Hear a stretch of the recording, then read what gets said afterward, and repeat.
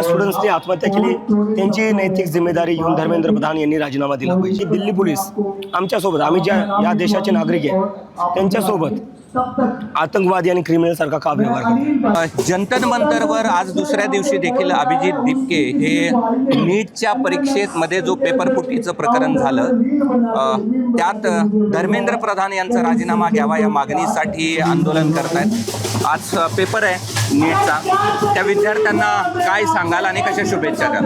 त्या विद्यार्थ्यांना माझ्या हार्दिक शुभेच्छा। All the best for your exams. तुम्ही टेन्शन घेऊ नका। मागचा 1-1.5 महिना या सरकारच्या चुकीमुळं, या सरकारच्या गैरकारभारामुळे तुम्हाला खूप तणाव झालेला आहे, मला माहिती आहे, मला जाणीव आहे त्याची। मला खूप सारे स्टुडंट सांगताय। So I request you all to be calm and relax आणि तुम्ही जाऊन चांगल्या प्रकारे तुमची एक्झाम द्या and all the best for that. Exam झाल्यावर तुम्ही सगळे तुमच्या परिवाराला घेऊन जंतर मंतरला या, त्यानंतर आपण आपला प्रोटेस्ट सुरू ठेवू। तोपर्यंत तुमचा हा लढा आम्ही इथं सुरू ठेवतो। काल रात्री मी पण या ठिकाणी उपस्थित होतो, अनेक अडचणींचा सामना करावा लागला। काय अडचणी होत्या आणि रात्र कशी काढली तुम्ही सगळ्यांनी इथे? काल संध्याकाळी 6 नंतर दिल्ली पोलिसांनी आमच्यासाठी ज्या पाण्याच्या बॉटला येत होत्या गुरुद्वाऱ्यावरनं, त्या पाण्याच्या बॉटला आत नाही येऊ दिल्या। आमच्यासाठी जे जेवण येणार होतं गुरुद्वाऱ्यावरनं, ते जेवण आत नाही येऊ दिलं। नंतर वॉशरूमचं जे पाणी आहे ते पाणी बंद करून टाकलं। इथं जी लाईट होती ती लाईट बंद करून टाकली। तर दिल्ली पोलिसनी आम्हाला जसं जसं तडपवता येईल त्या प्रकारे काल आम्हाला संध्याकाळी 6 ते रात्रीच्या 12पर्यंत तडपवलंय। प्यायला पाणी नव्हतं, खायला काहीच नव्हतं, सगळं बॅरिकेडच्या बाहेर होतं। आत येऊ शकलं असतं पण दिल्ली पोलिसने येऊ नये दिलं। तर मला हे समजत नाही की दिल्ली पोलीस आमच्यासोबत, आम्ही ज्या या देशाचे नागरिक आहे त्यांच्यासोबत आतंकवादी आणि क्रिमिनल सारखा का व्यवहार करतो। आम्ही काय करतोय? आम्ही काय देशाच्या विरोधात बोलतोय? आम्ही काय चुकीच्या मागण्या करतोय? आम्ही फक्त याच मागण्या करतोय। ज्या स्टुडंट्सनी आत्महत्या केली त्यांची नैतिक जिम्मेदारी घेऊन धर्मेंद्र प्रधान यांनी राजीनामा दिला पाहिजे। बरं, या सगळ्यामध्ये आज परीक्षा झाल्यानंतर या तुमच्यावरती कारवाई केली जाण्याची शक्यता आहे आणि हे आंदोलनाचं स्वरूप काय असणार आहे आता? माझ्यावर कारवाई करायची असेल तर बिलकुल करा। माझ्यावर कारवाई केल्याने जर ज्या मुलांनी आत्महत्या केली ते वापस येणार असेल तर कारवाई करा। माझ्यावर कारवाई केल्याने जर पेपर फुटी थांबणार असतील तर कारवाई करा। पण याचं उत्तर भेटणार आहे का? ज्या मुलांनी आत्महत्या केली त्याच्यासाठी जिम्मेदार कोण आहे?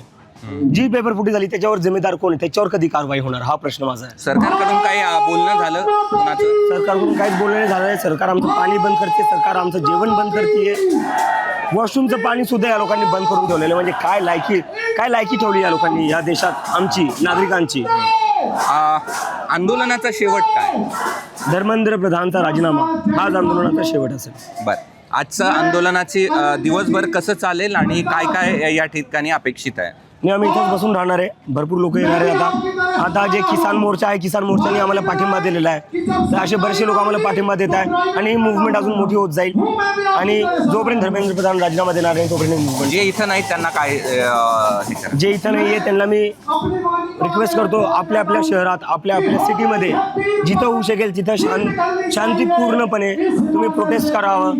आपल्याला आता एकत्र येऊन आवाज उठवावा लागेल। जर आपण एकत्र येऊन आज आवाज नाही उठवला तर हे सिस्टम कधी अकाउंटेबल बनणार नाही। धर्मेंद्र प्रधान सारखे लोक जे आज 15पेक्षा जास्त स्टुडंट्सच्या आत्महत्याचे जिम्मेदार आहेत ते अशाच खुर्चीवर बसून जातील। जर आपल्याला हे बदलायचं असेल तर आज आपल्याला बाहेर यावं लागेल। ठीक आहे, धन्यवाद। हे होते अभिजित दीपके आणि त्या आंदोलनावरती ठाम आहेत आणि आज दिवसभर हे आंदोलन या ठिकाणी सुरू राहील। नव्हे तर जोपर्यंत धर्मेंद्र प्रधान यांचा राजीनामा होत नाही तोपर्यंत हे आंदोलन सुरूच राहील असा इशारा त्यांनी दिला आहे। मी कृष्णा केंडे, एबीपी माझा, नवी दिल्ली। एबीपी माझा, उघडा डोळे बघा नीट।